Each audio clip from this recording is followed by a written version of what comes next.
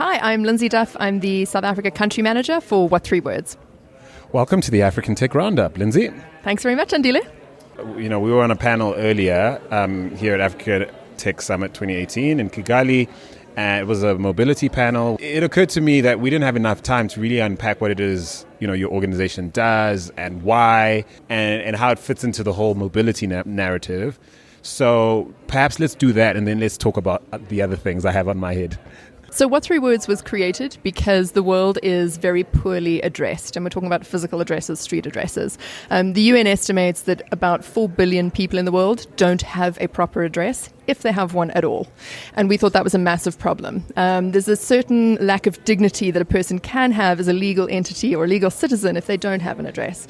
So we decided we needed to change that, and we wanted to give everywhere in the world an address. And we did that by breaking the world up into a grid of 3 meter by 3 meter squares and giving each one of those 3 by 3 meters its own unique kind of geo-identifier, what we call a 3-word address.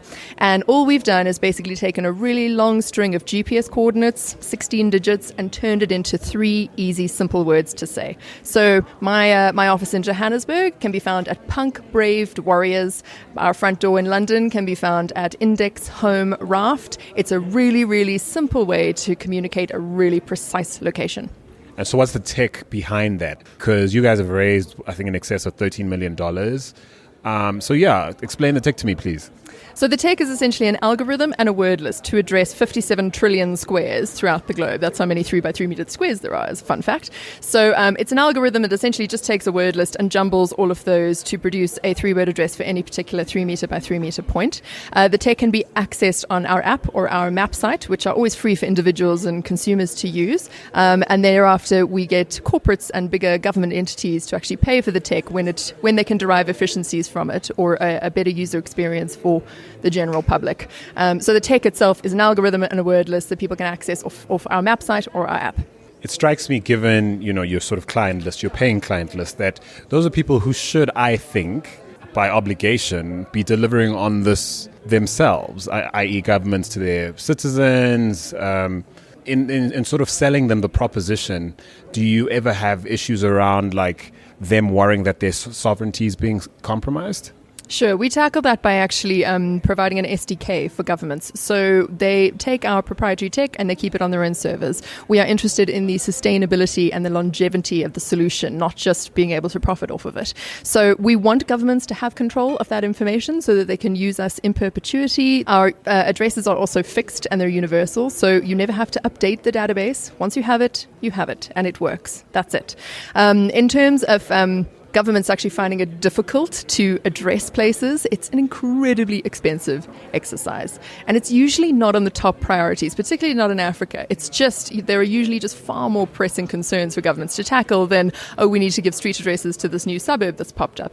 That said, the rate of urbanization and development in Africa is at such a rate that actually to have a plug-and-play solution, a universal fixed solution like we provide, is just a really attractive option most times. Right, and so London-based, I believe? Yes, originally a British company, and now we have set up our first office in South Africa. And do you find that a limiter, perhaps, when you're looking to sell this idea into other markets, say here on the continent? I mean, just given how politicized, for example, land ownership is in a place like South Africa or even Zimbabwe, where I'm from. What are some of the challenges of selling people on this tech? And also, there's a side of me that wonders just how willing I am or how ready I am to feel safe around this as a technology or as part of my country's infrastructure, for example. Like I said, we ensured that governments are completely empowered to take the tech, use it offline, because obviously that's also what the SDK enables, which is really useful for rural communities and those in the countryside. We enable those governments to be able to provide that service. So essentially the whole world is already addressed with 3 meter by 3 meter square addresses. Everywhere has an address already. You kind of just need to discover what it is. And whose it is, in a way, which is, I suppose, a politic that you're not involved in. Yeah, and I think eventually we will probably get to the point, and ideally, being the next global addressing standard, we will get to the point where we hopefully have 3-word addresses accepted as a legal address, which I think, particularly in South African terms, would be a game changer for FICA and RICA, the census, the electoral roll, that sort of thing.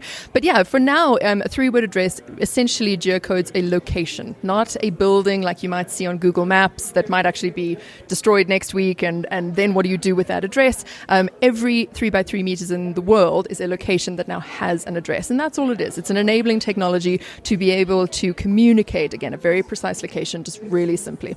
And so for now, the sort of snazzy use case that I suppose helps sell the idea and helps us all understand to some extent how it works and why it'd be useful is, of course, I suppose your play towards helping logistics businesses sort out, I suppose, last mile problems, and e-commerce businesses sort of work out, some of the chinks in their supply chain. So give us a sense. I know Aramex is definitely one of your investors. Give me a sense of how that works out and how profitable that is as a sort of vertical. Yeah, I mean, logistics is a really big play for us just because we solve that last mile conundrum that, somebody needs to deliver your package, whether it's from Takealot or Amazon or whomever, and they get 100 meters within your door, but they don't actually know where you live. Again, because they're usually working off a Google API address, and Google doesn't actually know where you live. So then it's a number of phone calls. Hey, I'm outside the door. No, you're not. What landmark are you near? And that just wastes time. And you'll never get your parcel via drone if that's the case. Exactly.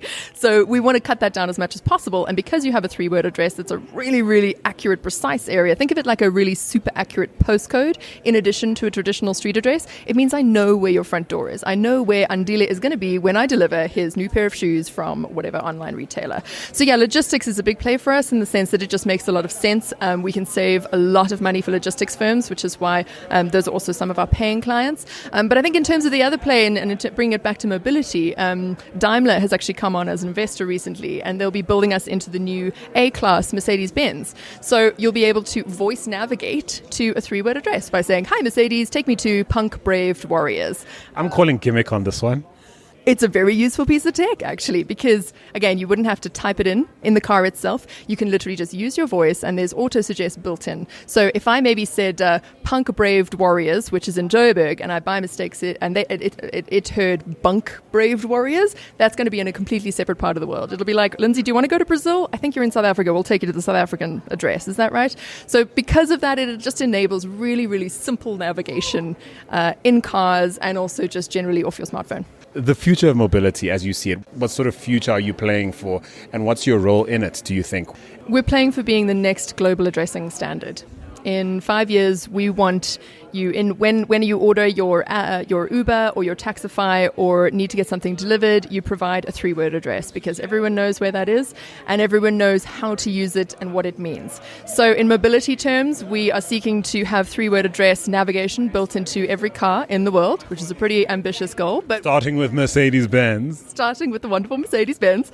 But we're all about big, hairy goals, actually, and we're all about just shooting for everything. We're either really right in the sense that the world needs a simplified addressing universal system, or we're not. And we think the world can really benefit from just simple 3 words. I'm betting this is a big enough problem with enough people looking to solve it that gives you guys a fighting chance, I think.